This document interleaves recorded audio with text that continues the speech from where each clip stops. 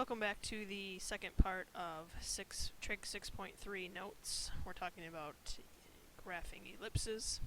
As we left off in the last video, we were trying to find the b value of this ellipse that we're dealing with. We got to the point where we plugged in our c and our a's. So continuing with this, we would find that we had 4 equals 25 minus b squared. Move over the 25 by subtracting. I'm going to get negative 21 to be negative b squared. If I get rid of that negative 1, I find that 21 is what b squared is equal to. Now, I know I wrote over here I need to know what b is, but if I'm writing the formula, I really need to know what b squared is.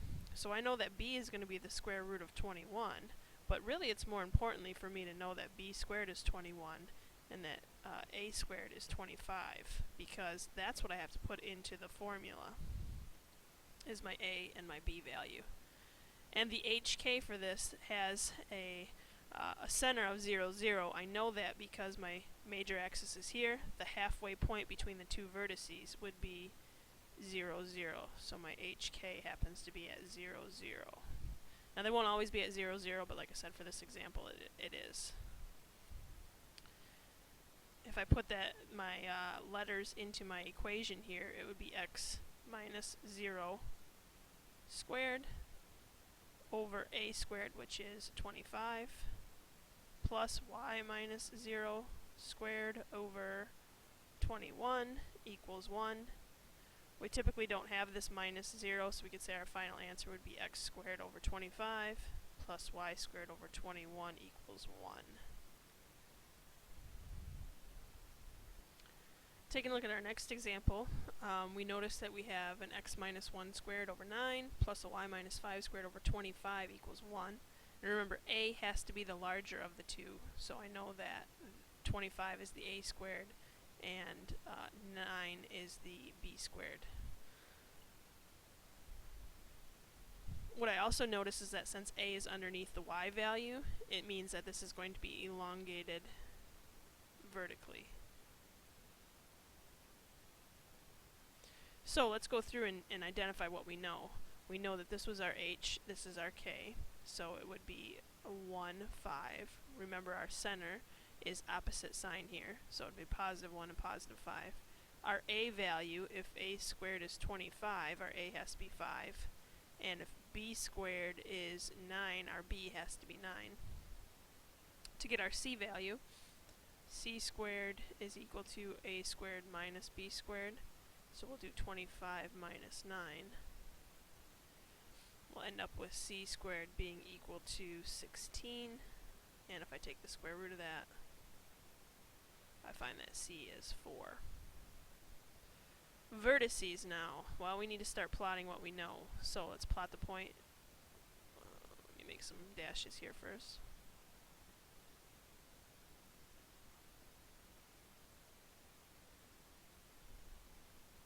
So let's plot the point 1, 5, go over 1, go up 1, 2, 3, 4, 5. And it looks like now I can have an a value, which is elongated vertically, meaning it's going up and down. Go 5 up and 5 down from there. So I'm going to need to extend this axis.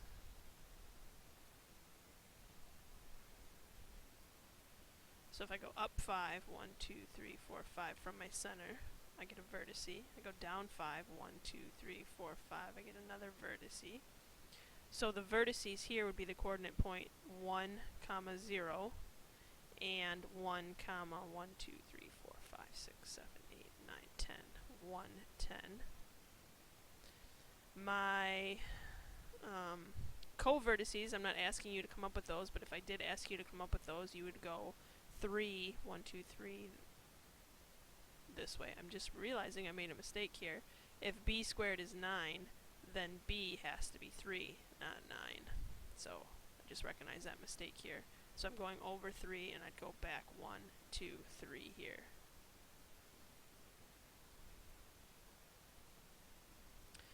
And then finally, to find the focus points, I would have to, since the focus and the vertices are on the same vertical axis, I would need to go, since my c value is 4, I would go up 4 from here, 1, 2, 3, 4. That would be a focus point. I'd go down 4. That would be a focus point.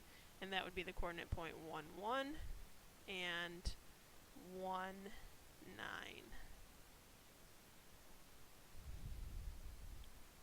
So again, even though it didn't ask me to graph this, by plotting all of these points, it becomes very helpful in finding the coordinate points for the vertices and for the foci. If you don't do that, you have to do a lot of this adding and subtracting in your head, which can get kind of confusing depending on whether you're going vertically or horizontally. I always recommend that you plot these points to come up with your XY coordinates. Next concept I want to talk about is something called eccentricity, and this is just a concept that lets us know how elongated our ellipse really is. The closer that this e value gets to 1, the more elongated our ellipse will be. And that means either stretched vertically or stretched horizontally. The closer that e gets to 0, the more that our ellipse is going to look like a circle. It's not going to be as elongated. And the way that we find our e value is to plug in our c and our a. So the formula is e equals c over a. So if I'm plugging in from the previous problem, we said our c was 4 and our a was 5, so we end up with an e of 0.8. So we can see that this would be a pretty elongated ellipse because it's much closer to 1 than it is to 0. The closer I get to 0, in other words, the closer that a and c are together, or excuse me, the further that they are apart, then that means that the more circle-like my ellipse is going to be looking. Alright, taking a look at this next equation, we want to write it in the standard form. That's going to be an x minus h squared over either an a or a b, and a y minus k quantity squared over either an a squared or a b squared equal to 1. So what I'm going to have to do is complete the square again.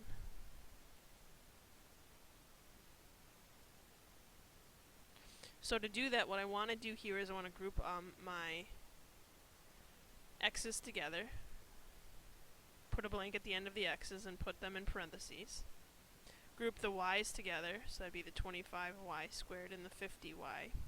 Put a blank at the end and parentheses together for those. And then you notice 16 doesn't have an x or a y with it, so we're going to move it over to the other side of the problem by subtracting it and giving ourselves 2 blanks. Now we talked about in the previous section that we had to make this be a coefficient of 1. So in this problem here, to make this 16 go away, I'd have to factor it out. Factor it out of here, make this become a negative 2x. Here this has to be a coefficient of 1, but it's a 25. So to get rid of that, I would divide out a 25, or factor out a 25. Make this become a 2y. And then I still have it equal to negative 16 plus my 2 blanks. So now I can actually do the completing the square process since this is a coefficient of 1. So I'll take half of negative 2, and that's negative 1, and I'll square that. So that would just become a 1. Now what I'm really adding though into my problem is 16 times 1, not just a 1. So I can't put a 1 over here, I have to put 16 over here. And then I'm going to go back and I'm just going to underline this negative 1 here because that's going to be important when I try to come up with this binomial in just a minute. Let's go back and figure out how I get the number for this blank. Well, I take half of, this time it's a 2 also, so it would become 1. Square that, that's 1, so I put a 1 in that blank. But what I'm really adding into my problem is a 25, so I have to put a 25 over here. Again, I'm going to go back and underline this 1 here because that's going to be the number that makes the perfect square for here. So the perfect square for this one was negative 1, so it would be 16 times x minus 1 squared. The perfect square for this one was this positive 1, so it would be y plus 1 squared. And then over here, what happens are my 16s cancel out and I'm left with 25. Now, again, keeping this into the correct form, you would have to have this equal to 1, so you're going to have to go through and divide by 25. So doing that here, I end up with 16x minus 1 quantity squared over 25, plus the 25's here cancel out, y plus 1 quantity squared. I'll put it over 1 so we can see what our a or b value squared is going to be. and then equals 1. Now we're going to run into an issue here with the fact that I still have a 16 over 25. I couldn't get that to reduce. So what I really want this to be up here is just the x minus the h quantity squared. Well, it's not. It's 16 times that. So I've got to get this 16 to go away by really multiplying by its reciprocal. So if I multiply this by 1 over 16, it goes away. But I have to do the same down here, so I'm not changing the problem. So this will cancel out, but it will leave me with 25 over 16 in the bottom then. So 25 over 16, that's either going to be my a squared or my b squared. So this is going to be the standard form now of my ellipse. So let's go through and find then the things that it asks for. The center would be a positive 1, and since that's a plus 1, it's really minus 1.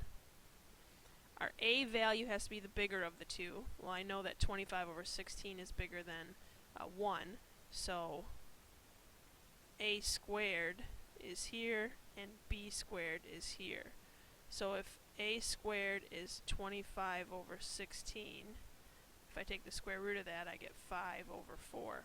Square root each of those individually.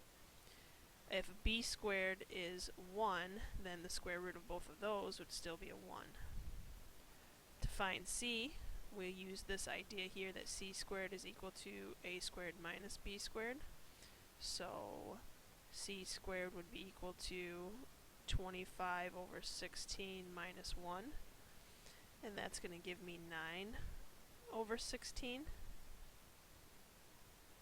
And that would be, when I take the square root of both of those, I would get 3 over 4.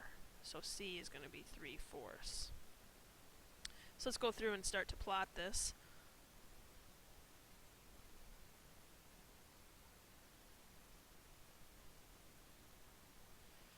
So if I plot in 1, negative 1, there's my HK.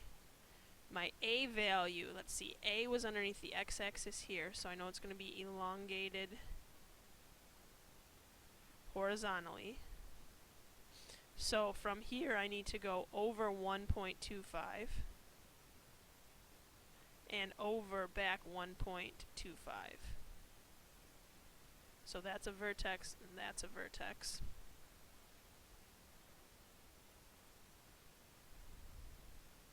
So the coordinate point for those, this vertex here, I went back 1 and 1/4. That means I had to go, if I go back 1, I'd be right at 0, so I went back to negative 1/4, comma, down to negative 1. And this one, I went from here, I went over 1 and 1/4, so that would make from 1 would be 2 and 1/4, and then I went down negative 1.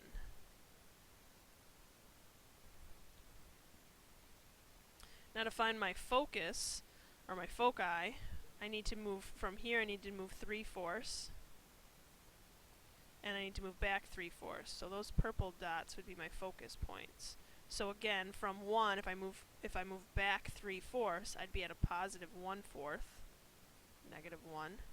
And from 1, if I move right 3/4, I would be at 1 and 3/4, comma, negative 1. So those would be my focus points. To find the eccentricity, remember the formula for that is c over a. So we would take our c value of 3/4 and we divide it by our a value of 5/4. And we end up with then an eccentricity of 3/5, which is equal to 0.6. Again, what the eccentricity will do is will help me to decide how elongated this ellipse would be. It's much closer to 1 than it is to 0, so I know that this is going to be more of an elongated ellipse than it would look more like a circle. So that's what your 0.6 will describe for you. So we've got one more problem to do from these notes, so you're going to have to tune into part 3 of the video to see that.